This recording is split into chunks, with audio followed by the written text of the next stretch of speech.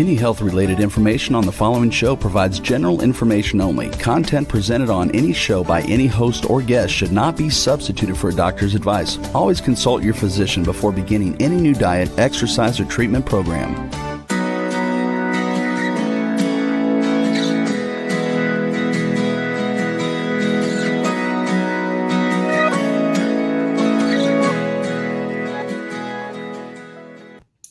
Welcome to Accelerated Health Radio and TV. I'm your host, Sarah Banta. I'm a health coach, natural supplement expert, and a busy mom of 3 teenagers. I believe your body does want to and is capable of rebuilding and healing itself, regardless of what chronic disease you may have. And I'm here for you to answer your questions, bring you innovative and cutting-edge technology and health solutions to empower you and your ability to reach your optimal state of health. Today is probably one of the top most important episodes that you will have access to on this channel. It is something that you are going to need to share with your friends and family. My guest will be talking about dopamine as it's related to addiction and how to detox from dopamine and what's normal. As we are working on your mental health, you have to have a strong physical and spiritual foundation as well to do so.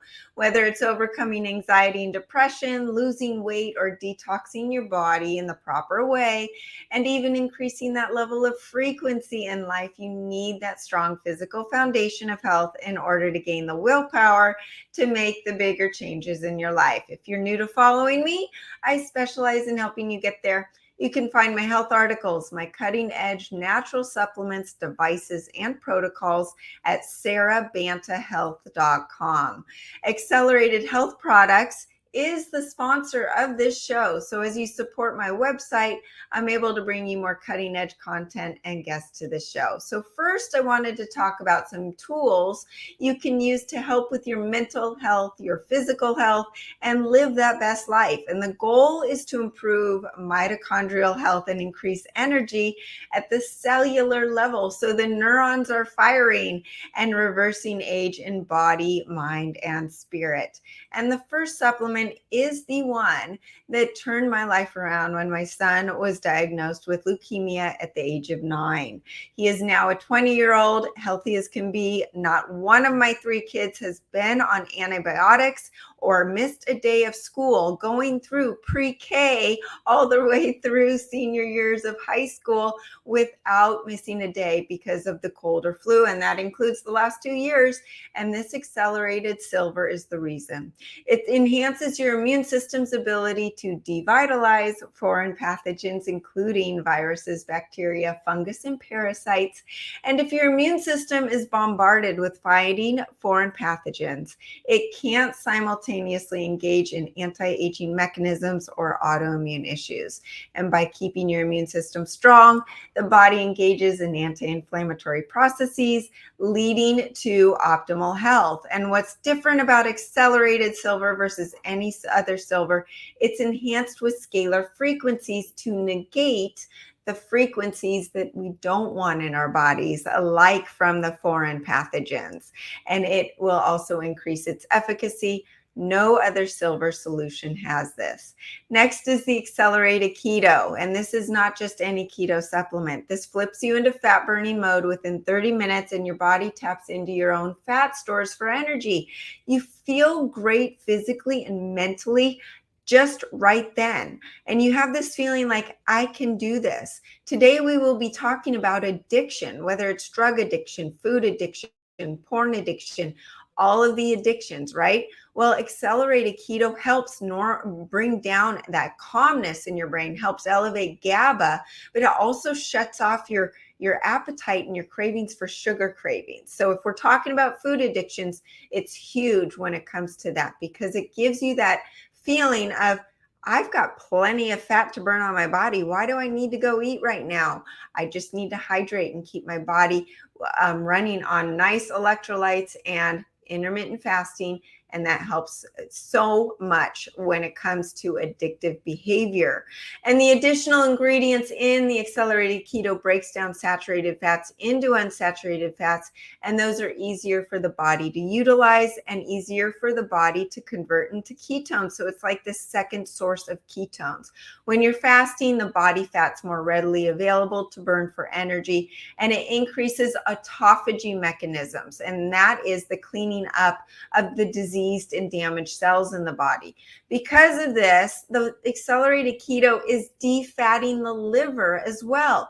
And we all know that I love my liver. Whether you're detoxing from alcohol, from standard American diet, from any drug, or just living the American life with toxins, our livers get bombarded way beyond what our ancestors dealt with. And it is also where it's responsible for converting stored fat into ketones. So the more a person's liver is defatted and unclogged, the easier it is for the liver to function in all areas, breaking down fat molecules into usable energy and increasing mitochondrial biogenesis. It's also where the thyroid hormones convert from T4 to T3. So as the liver functions better, the thyroid works better, increases metabolism, mitochondrial function, and energy, and also helps with detoxing. So that detoxing side effects, the flu that you get from any detox, it kind of takes the edge off and you still feel great through that process. Accelerated keto also has some ingredients that help prevent muscle wasting, increase digestive fire, and help burn more fat. So it's unlike any other keto supplement out there. Next is acceleridine iodine. And did you know that iodine deficiency is the #1 cause of depression? And we're going to be talking about depression and anxiety a bit today. It elevates your mood. It's known as the #1 spiritual element in the world. And it's not just for your thyroid, but iodine's needed for every single one of the 100 trillion cells in the body. And the #1 reason for mitochondrial failure is iodine deficiency. And right now we are being bombarded by so many toxins, so many hormonal disruptors and issues. And this acceleridine not only has 100% bioavailability, but it helps detox the body of the radiation and the heavy metals. Intracellularly, meaning inside the cell, iodine produces energy. Extracellularly, outside the cell, iodine is an antioxidant, anti-allergenic, it detoxifies, it's vasodilating, helps with autoimmune issues, and induces that apoptosis, which is programmed death cells, which is what we need, especially when you're growing. A child goes through so much apoptosis, or a fetus. It's really important. And sufficient iodine is very important to increase the ATP production. It actually increases it by 18 times versus someone on a low iodine and standard American diet. It helps with wound healing, fat burning, and when the ATP increases, energy and fat oxidation increases. Acceleridine also helps improve metabolism and physical energy. So many people are suffering from hypothyroidism, and really from what's going on right now, it's having a huge effect on thyroid health across the country. Acceleridine is the only monoatomic iodine that feeds the cells directly without having to be broken down. Most other iodine supplements are only 10 to 20% absorbed, and the acceleridine is enhanced again with scalar frequencies to detox the cells from heavy metals, graphene oxide, and radiation. And with that, you take the accelerated ancient salt, which is also enhanced with scalar frequencies, to pull out the positively charged toxins, parasites, and undigested fats. Of course, it tastes amazing. It's the only salt I use on my food. You can also use it for detox baths and just for energy and suppressing your appetite. I give more tips and tools through my free group coaching on Telegram. You can join with the link below or email me directly through the website sarahbantahealth.com. The difference between me and any other group coaching is I provide the most cutting edge frequency enhanced supplements that work synergistically with each other, and your body doesn't experience those flu-like symptoms. You do feel great day one. Leave a comment below if you're interested, or check it out on the website sarahbantahealth.com. Now to the good stuff. I am so excited today. I have a Stanford colleague and a fellow Stanford student, I believe as well, Dr. Anna Lembke, MD, and she is the Stanford University School of Medicine professor of psychiatry and chief of the Stanford Addiction Medicine Dual Diagnosis Clinic. A clinician scholar, she is the author of more than 100 peer-reviewed publications, has testified before the United States House of Representatives and Senate, has served as an expert witness in federal and state opioid litigation and is an internationally recognized leader in addiction medicine, treatment, and education. She's appeared in the Netflix documentary The Social Dilemma, which I'm sure many of you have seen, and her latest book, Dopamine Nation, was an instant New York Times bestseller.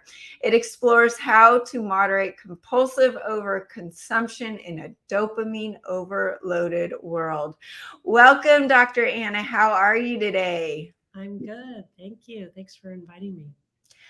My goodness, this is an interview that I've been looking forward to selfishly. I am a type A personality. I'm a Stanford graduate, and there's a lot of double-edged sword items that go along with that type of personality, as we talked about a little bit before we got on.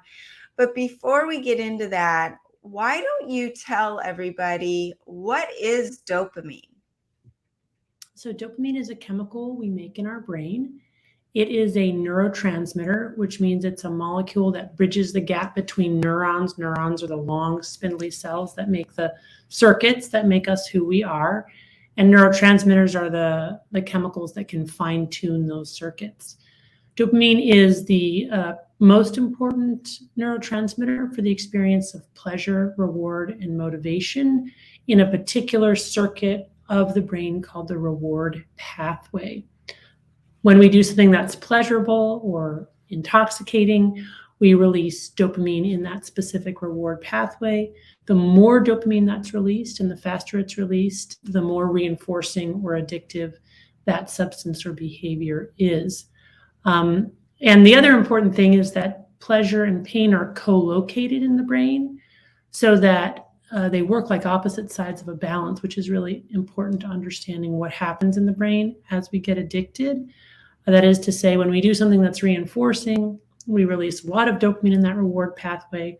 But no sooner has that happened than our brain adapts by actually downregulating dopamine transmission, not just to baseline levels, but below baseline levels. So we go into this mini dopamine deficit state right after a pleasure before going back to baseline. So this is really important to recognize that even if it's outside of our conscious awareness and not a blatant hangover, that for every pleasure we pay a price, that price is pain. And that if we expose our brains, our reward pathway, to repeated pleasures, ultimately that initial spike in dopamine gets shorter or less potent and shorter duration.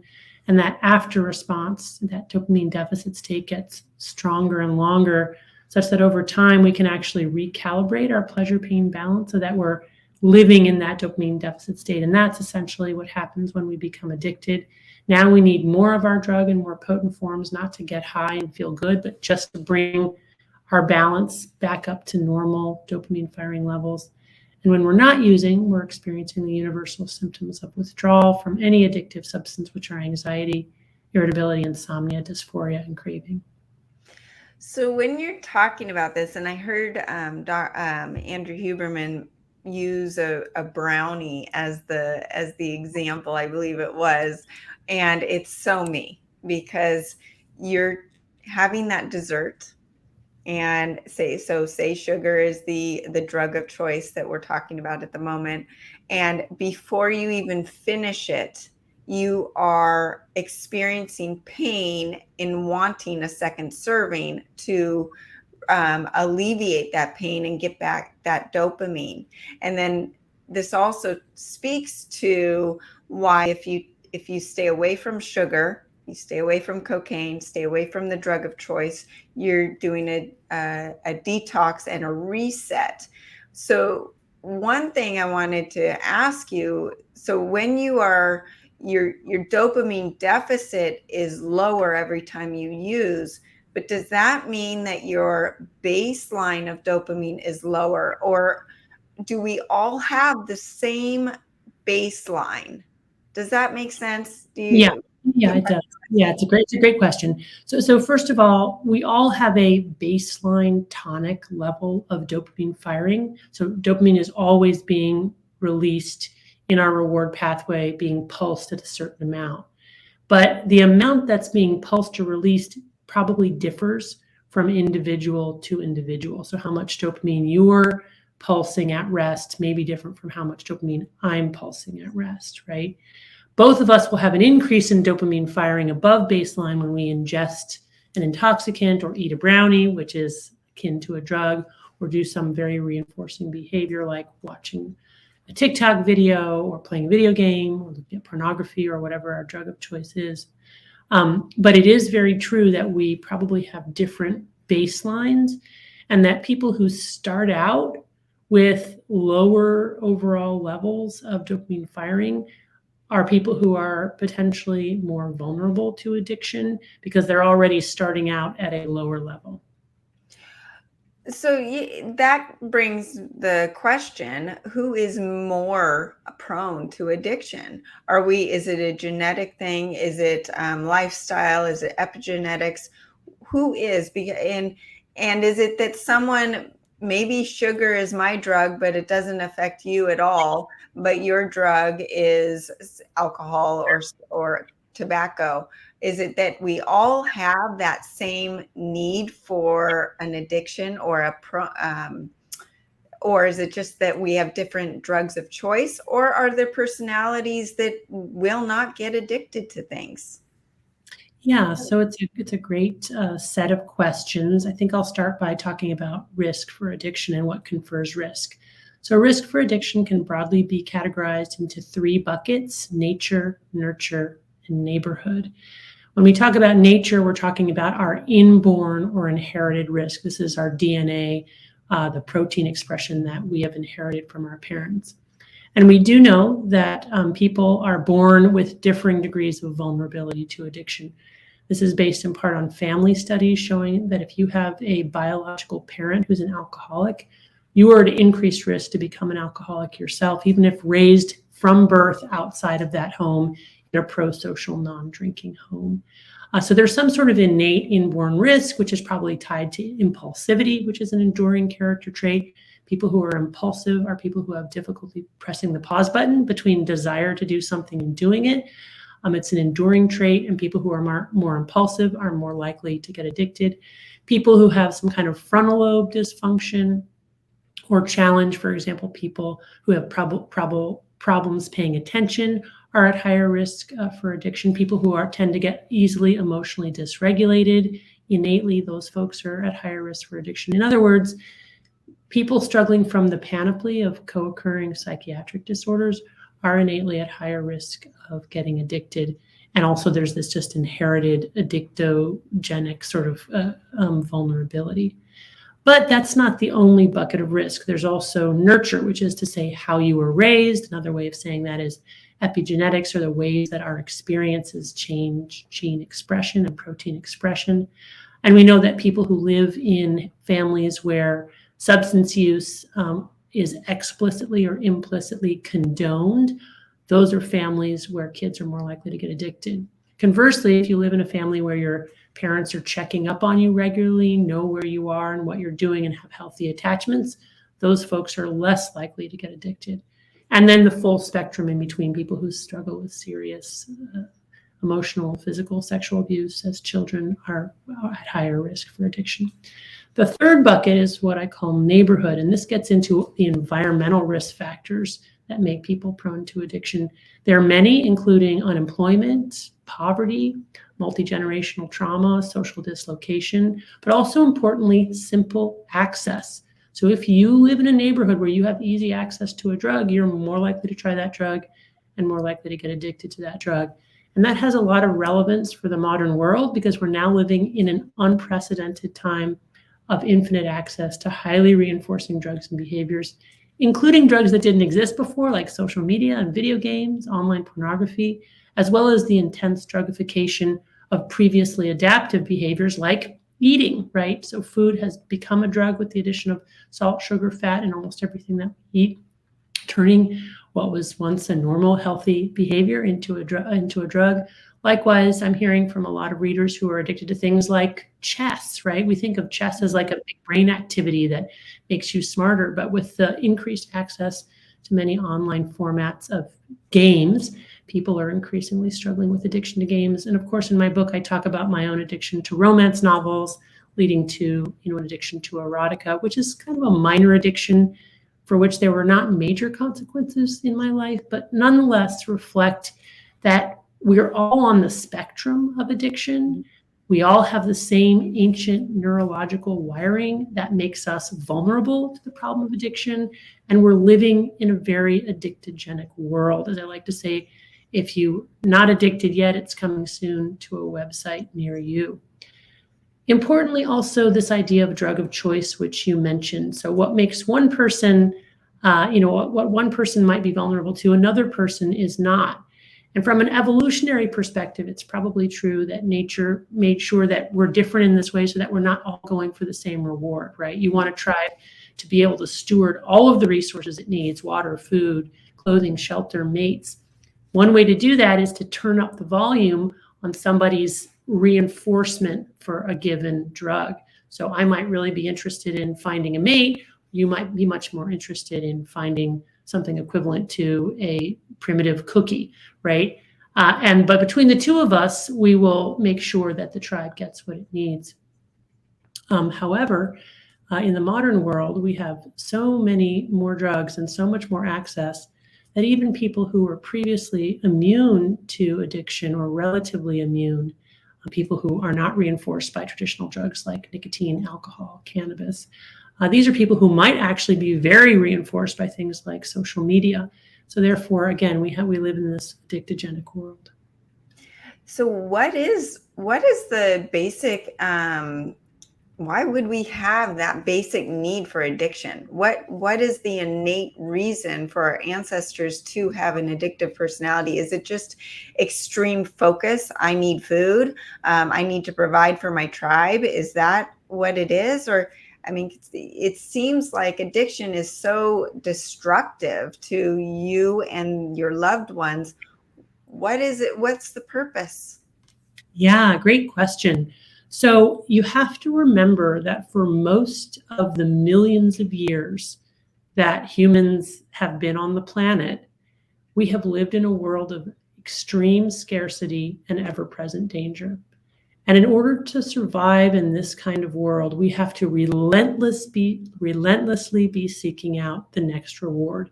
If we don't relentlessly marshal all of our resources to find food, clothing, and shelter 24/7, we will die. And that is the world that humans evolved in. If you look at the reward pathway of a human being and compare it to the reward pathway of a lizard, they're almost identical. So advantageous has this reward circuit been for not just human life, but so much of life across the planet that it's deeply, deeply hardwired and unchanged over the course of evolution. Now, in the last 200 years or so, we are facing an unprecedented transformation of the planet, where for the first time in human history, not only do we have all of what we need for basic survival, which has allowed us, again, to extend our lifespan from an average of 30 years to an average of 85 or 90 years, but we have plus, right? We've managed to innovate all of these reinforcing initially reinforcing kind of biological chemicals and turn them into extremely potent, extremely available, extremely cheap drugs. So we're facing a brand new challenge for humans, which is the challenge and the problem of overabundance, and how we will live in a world in which not only do we have more than what we need for many people, if not most people on the planet today, but we have this primitive wiring that is, it has engineered us to be these relentless seekers.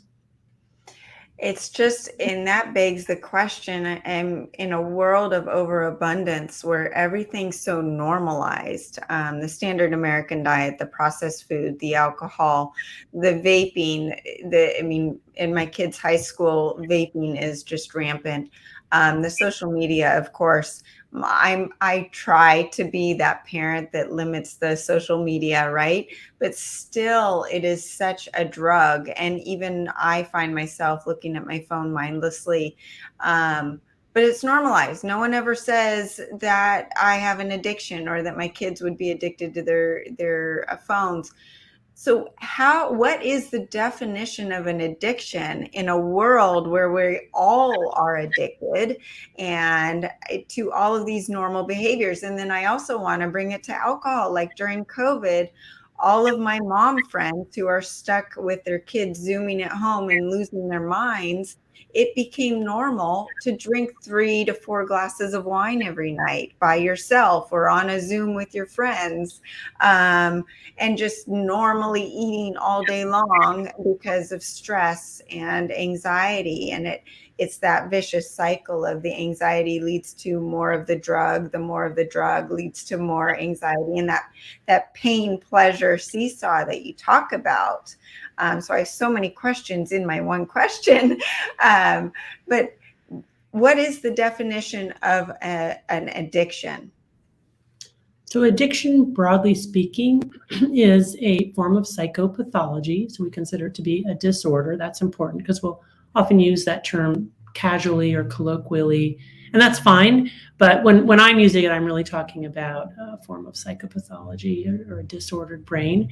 And broadly speaking, it's the continued compulsive use of a substance or a behavior despite harm to self and or others. And that may be harm that we recognize, and it may be harm that we don't recognize, but that would be recognized by other people who know us well and who observed us in our lives. It's a complex biopsychosocial disease. It's not based on the quantity or the frequency, although quantity and frequency matter. The more of the drug we use and the more often we use it, the more likely we are to get addicted to it. The simplest distillation of the criteria that psychiatrists and other mental health care providers use to diagnose addiction is the 4 C's: control, compulsions, cravings, and consequences. Control means I started using a certain amount, I planned to limit it to a certain amount, and I found myself repeatedly going over that amount.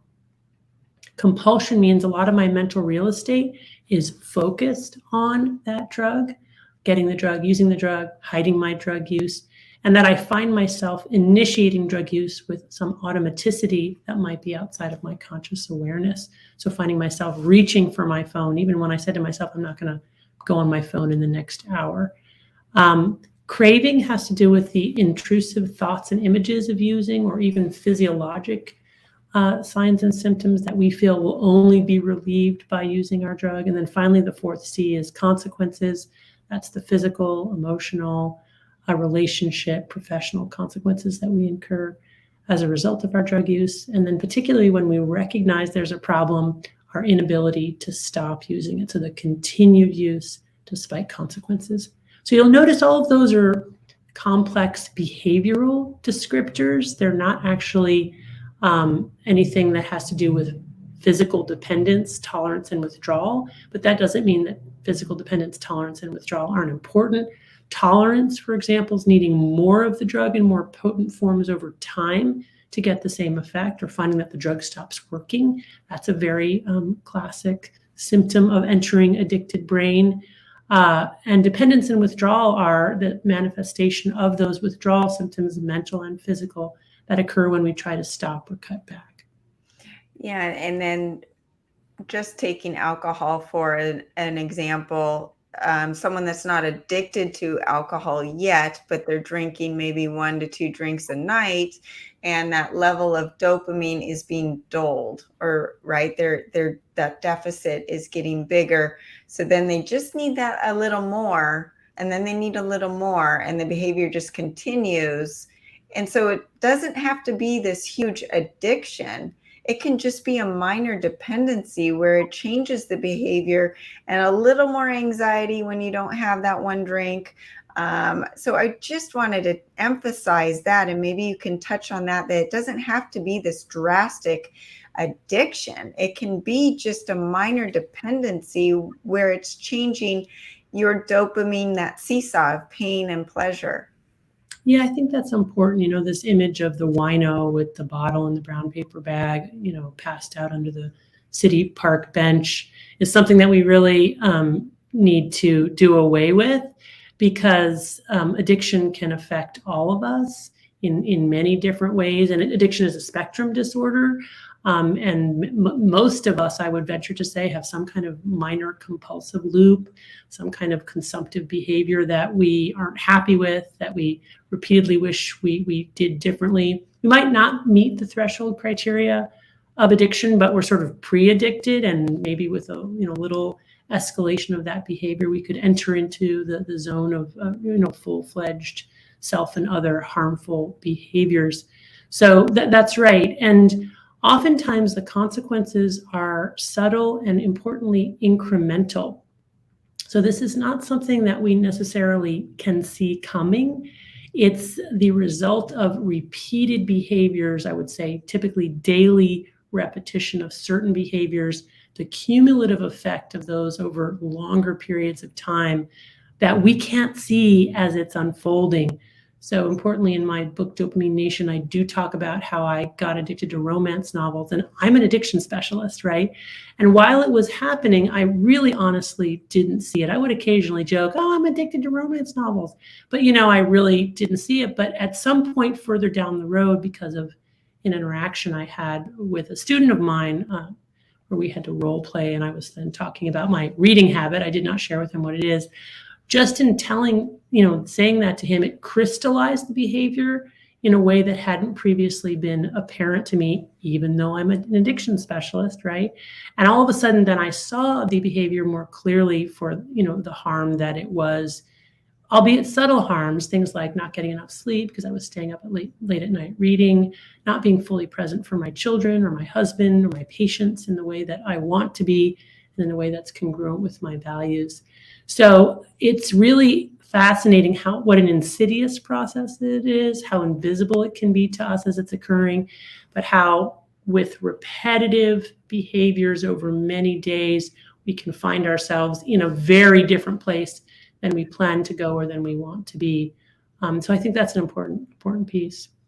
And some of the behavioral addictions are that gray area. It's not like cocaine or heroin or the hard drugs that everyone says you do once and you're in trouble.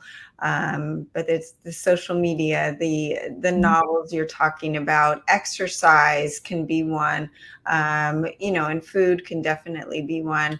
And so we're going to take a short commercial break and come back and talk about how to break the addictions with Dr. Anna.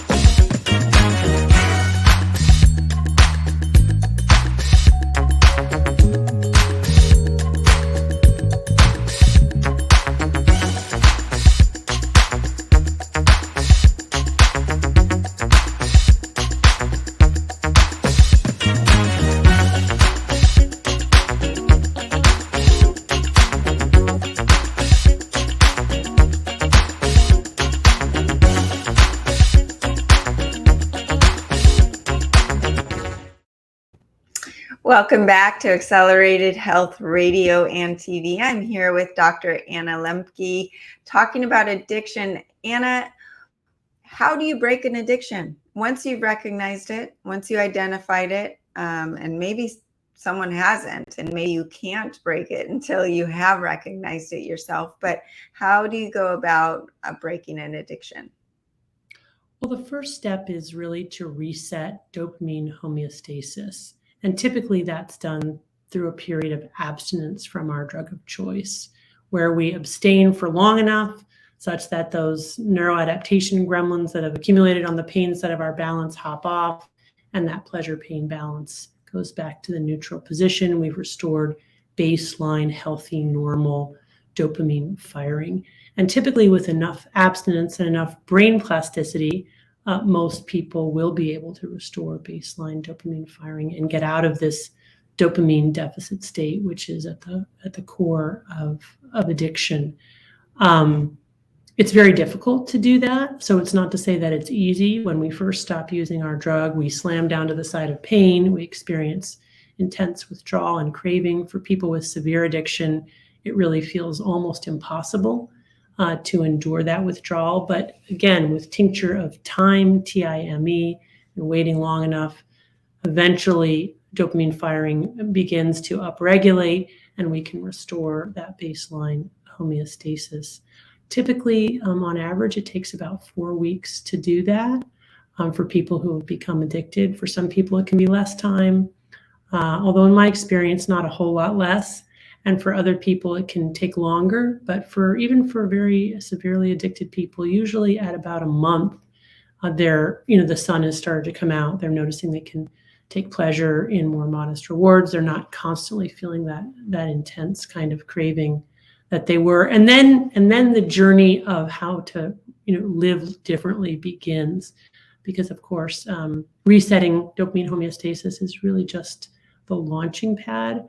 From there, we have to then be very intentional about what kinds of things we expose ourselves to, because we know that willpower is a limited commodity. We wake up in the morning with more willpower than we're going to have, and it wanes through the course of the day. If we sleep again, we can reset our willpower wells, but ultimately we don't have infinite willpower, and presented with our drug of choice, it can be very difficult to refrain from using. As they say, there's no deciding in the throes of desire. So then it's a matter of creating self-binding strategies, or putting literal and metacognitive barriers between ourselves and our drug of choice, so that we can press the pause button between desire to use and actually using. So that's things like not having the potato chips in the house. That's things like putting our smartphone, turning it off and putting it in a room other than the bedroom when we go to sleep. Just little barriers, to make it harder for us to go reach for that drug. Not necessarily hanging out with people who use drugs in a way that we don't want to use that drug. So really kind of thinking about our environment as a very alive and potent part of this disease, and having to really change our environment so that we can optimize our chances of being able to employ our big gray matter area, our prefrontal cortex, so that those, pleasure, pain, balance gremlins don't drive the bus. So a lot of people that are coming off of a certain addiction, I live in a town where there's a lot of AA meetings that you can see going on, and everyone is standing outside with their smoke in one hand and their coffee in the other hand. So some people would say they're trading their addiction. Now, smoking obviously is not a healthy alternative, but you do have to find a dopamine inducing habit that doesn't have a negative side effect to your life, right? To trade, a lot of people trade addictions hoping that it's a healthy addiction. And is that okay? Is that normal? Is that approved by someone like you? This is something where you have people that are intense and they need to have an outlet of some sort. And maybe that intensity in their life drove them to an addiction. And now they're just into, let's say, extreme sports all of a sudden, or painting into the wee hours in the morning. And, so where is the fine line of trading into a healthy addiction? Well, let me start by saying that we live in a very addictogenic culture, time, and place. So it's very hard not to be addicted today in the modern world. Our entire capitalist system is founded on consumption. And really, the dark side of capitalism is that we are all destined to be the ultimate rabid consumer, which is another way of saying we're all destined to become addicts. So I want to acknowledge that. But when I think about sort of the ideal of recovery, and I think most people in my field would agree with this, we're imagining living in a world that's not founded or grounded in addictive behaviors to anything, which again is very challenging, but I do believe it's possible. It requires a dedication, usually, with other people. It requires being in balance with your own physiology, restoring dopamine homeostasis. It requires creating a world within a world that at least insulates you somewhat from the constant temptations that this world provides. And it also, I believe, involves intentionally inviting challenging, difficult things into your life to potentially get that striving need met through behaviors that indirectly give dopamine, but also give a sense of meaning and purpose. Having said that, Rome wasn't built in a day. A journey of 1,000 miles begins with a single step. And so there are many places in between. When I'm working with patients who are drinking and smoking and using other drugs, I don't necessarily ask them to give it all up at once. I say, what is the drug that you feel is most problematic for you, that you are most motivated to quit? And if they say alcohol, but not cigarettes, then that's fine. That's a important step to give up alcohol or to address their alcohol addiction, whether their long-term goal is abstinence or moderation. And then later down the road, we might talk about their nicotine consumption or their cigarette consumption. But I don't believe that if somebody gives up drinking and is in recovery from their alcohol addiction and they're still smoking, that somehow they've failed or it's a cross addiction or they're not really in recovery. Again, any progress we can make in this direction is really important. Both alcohol and cigarettes are very harmful, but alcohol tends to be both harmful to our own bodies and very harmful to other people, whereas cigarettes tends to be very harmful to our own bodies. In fact, it's probably the number one killer in the world, but less outwardly harmful in the way that alcohol can be with the change in personality or the violence that comes with that. So, these are all sort of looking at how it specifically impacts that person in their lives, and then trying to move forward or move the needle, not necessarily feeling like, okay, I have to become, a saint overnight, but just saying, okay, realistically, what is the most problematic drug in my life, and what am I motivated, and what can I try to change? And of course, then that builds on itself, right? Once you're successful with one drug, you might then be more motivated to give up other drugs that you've been pursuing. And ultimately, the idea is that we can get out of just the addiction vortex more broadly and kind of try to live more in this place of a neutral or balanced pleasure-pain balance where we can be responsive and supple and, tilt to pleasure and pain, but quickly restore homeostasis so that we can be, live in a way that's very sensitive to our environment without getting us stuck on one side or another. When you're talking about the seesaw, really our lives are based on dopamine. It's based on finding that contentment, not that extreme high or the extreme low. And it just begs the question, like, what is normal? What is that normal level of dopamine in pleasure, pain, response? And we talked a little bit beforehand. We have a few more minutes. I just wanted to touch on this. This is a little bit away from addiction, but more dopamine. when you have children, our kids are in a world of abundance, right? And Yes. social media, too much food at they're not wanting, they're not needing. And you have a lot of college students that are getting to college. I think I saw a statistic that 60% of college students today are self-diagnosed as having a mood disorder or depression or anxiety. Well, these kids are so blessed. They're at a university. They're wealthy, or at world standards, but that's their normal. However they grew up with, whatever they were given is their normal. There's not that dopamine hit for the journey to get there, to earn the money, to pay for the college education in a lot of cases, to just whatever their level of finances that they were grown up with is wealthy in our country compared to the rest of the world. So when you have that, their dopamine or their level of wealth or need is their baseline so much higher. Yeah, So right. there's a lot of room for anxiety and depression because it's only going to be a disappointment going forward. Can you speak to where dopamine plays into that? Yeah, I mean, one of the most striking developments in my 20 plus years of psychiatric practice is the increasing numbers of otherwise healthy young people, born into privilege, who have nice parents and good friends and everything you could want for a flourishing life, and yet who are deeply unhappy, in some cases even unable to get out of bed in the morning.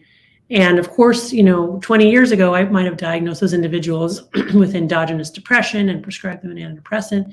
And what I do now is a kind of careful screening of dopamine consumption, which often leads me to discover that these individuals are playing many hours a day of video games and smoking pot and drinking and social media. They're not exercising.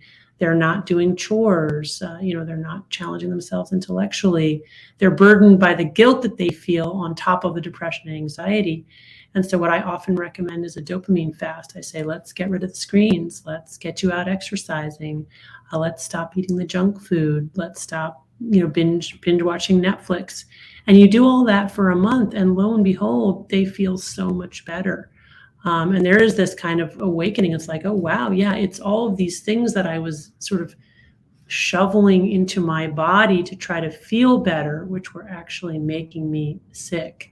And I think that understanding the neuroscience and the way that pleasure and pain are co-located, the way that they work like opposite sides of the balance, the way that too much pleasure can actually lead to misery, is exactly what we need to communicate as parents, as healthcare providers, whatever our role, and then encourage our children to do things that are hard, to face challenges, to regard the brain as a muscle that needs to build up the mental calluses to be resilient in the world. This is really, really an important cultural change that I hope we'll move toward. Just as you're talking, I'm thinking about my own children, and anytime something happens that's tough in their life, whether it's school or a sport or whatever it is, I always look at them and say, I'm so excited for you right now because God is doing something really special. And it's when you're deep down in that dark hole that you have to get that grit and that perseverance. And then the dopamine is that nice, healthy, slow rise. And it really is, it's true. And we didn't even get to half the questions I wanted to get to. But when you hit that rock bottom, it is truly the fuel for the rest of your life. Yeah, it becomes a kind of psychological touchstone as well. Like, not only do you get the dopamine hit, but you look back and say, oh, I made it through that. I'm strong enough. Right. Yeah. And then you have confidence going forward. Absolutely. Well, Dr. Anna, can you please tell everybody where they can find your book? This is a book that I want you to know is going to be in every Christmas stocking this year of my family, and my kids are going to be reading it within the next month. So that is, it's definitely a mandatory reading in our family. But please tell everybody where they can find you and where they can find your book. Well, thanks, Sarah. So I'm not on social media, but the book is available wherever books are sold. Wonderful. Well, thank you so much for joining me. And I'd love to have you back on and get through all of my other questions. And thank you everybody else for joining us. If I can help you with your health, you can contact me directly through the website, sarahbantahealth.com. I'm happy to put together a protocol for you personally, and you can always join my free group coaching on Telegram. The link is below. You can follow me on Facebook and Instagram under Accelerated Health Products, and my YouTube channel, and over 100 different channels, including iHeartRadio, iTunes, Stitcher, Pandora, or whatever podcast platform you subscribe to under Accelerated Health Radio and TV. Please comment below and hit the subscribe button. Please share this episode, especially with your friends and family. Everyone has some level of addiction and needs to know the balance of dopamine in their life. You can join us every Tuesday at 1 p.m. Pacific time. Use coupon W4HC20 for 20% off site-wide at acceleratedhealthproducts.com. Thanks again for joining us, and we will see you next week. Thanks, Dr. Anna. Thank you.